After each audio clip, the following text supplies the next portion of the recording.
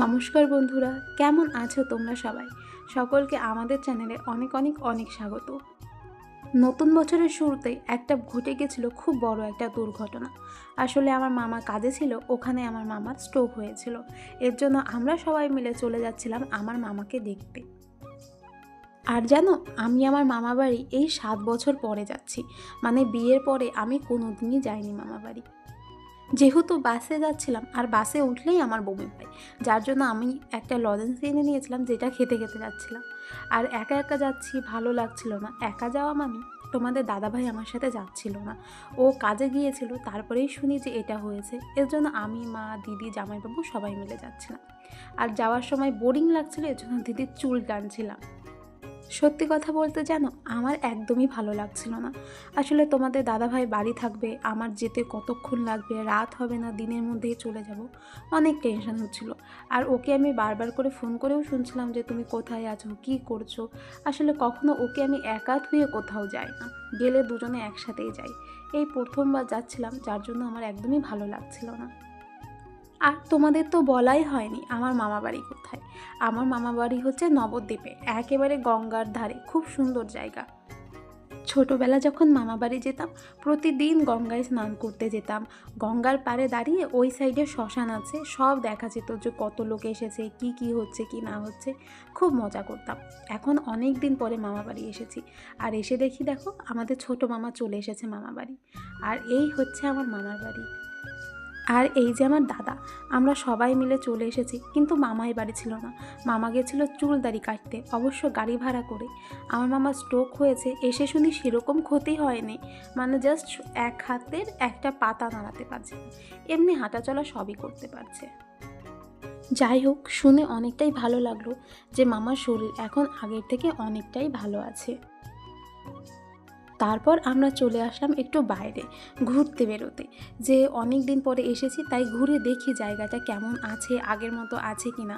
তো ঘুরতে ঘুরতে চলে এসেছিলাম আমার মামার নিজের বাড়িতে। আসলে যেই বাড়িটাই থাকে ওটা ভাড়ার বাড়ি, কারণ মামারা ঘর বানাচ্ছে, এবার ঘরে থাকার জায়গা নেই, এর জন্য একটা ভাড়া বাড়িতে থাকে।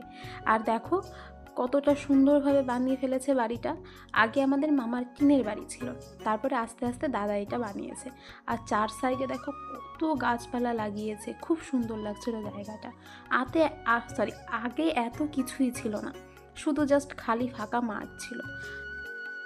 আর বাড়ি এসে দেখি আমার মামা বাড়ি চলে এসেছে। এই হচ্ছে আমার মামা, আর মামার এই হাতটাই পড়ে গেছে, মানে অবশ হয়ে গেছে। ডক্টরে বলেছে কোনো ব্যাপার না, ফিজিওথেরাপি করালে সব ঠিক হয়ে যাবে। তারপরে আমরা ঘুরে দেখো চারপাশ দেখছিলাম, এখানে একটা ছোট্ট নার্সারি করেছে।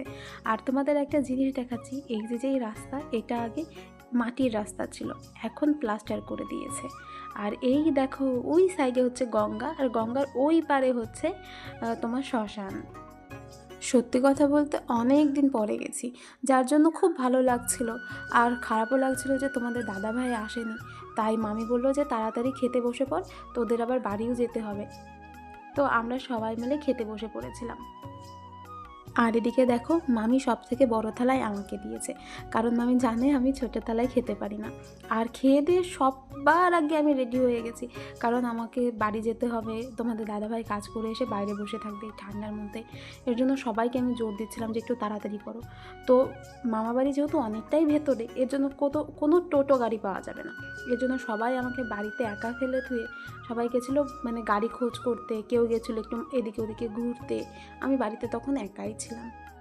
তারপরে অনেক সময় বলার পরে বাড়িতে সবাই এসে গুছিয়ে পড়েছে, আর এখন আমরা বেরোবো। সত্যি কথা বলতে আমার মার একটু খারাপ লাগছিল, কারণ অনেক দিন পরেই ভাইয়ের বাড়ি এসেছিল। আর দেখো টোটো গাড়িতে আমি আগের থেকে উঠে বসে আছি, কারণ আমাকে যেতে হবে বাড়ি। আমার তো টেনশন আছে যে তোমাদের দাদাভাই বাড়ি এসে শীতে রাস্তায় একা একা বসে থাকবে। এর জন্য আমি আরও বেশি তাড়াহুড়ো দিচ্ছিলাম যে তাড়াতাড়ি চলো। তো দেখতে দেখতে আমরা বাস স্ট্যান্ডে চলেও এসেছি, আর এসে দেখি কী সুন্দর জায়গা, কত পাখি উড়ছে। আর তার সামনেই ছিল একটা মা কালীর মন্দির, জানো। এই দেখো সেই মা কালীর মন্দির। আর আমি গিয়ে নমস্কার দিয়ে নিয়েছিলাম, আর কি ভগবানের কাছে যা চাই সেটাই চেয়ে নিয়েছিলাম। মামা বাড়ি গিয়ে তো তোমাদের গঙ্গা নদীটা দেখাতেই পারলাম না। এই দেখো সেই নদী, খুব ইচ্ছে ছিল তোমাদের দাদাভাইকে নিয়ে আসার, এখানে এসে ঘোরার, একসাথে দুজনের সময় কাটানো। কিন্তু কি হয়েছে, এইবার পারিনি।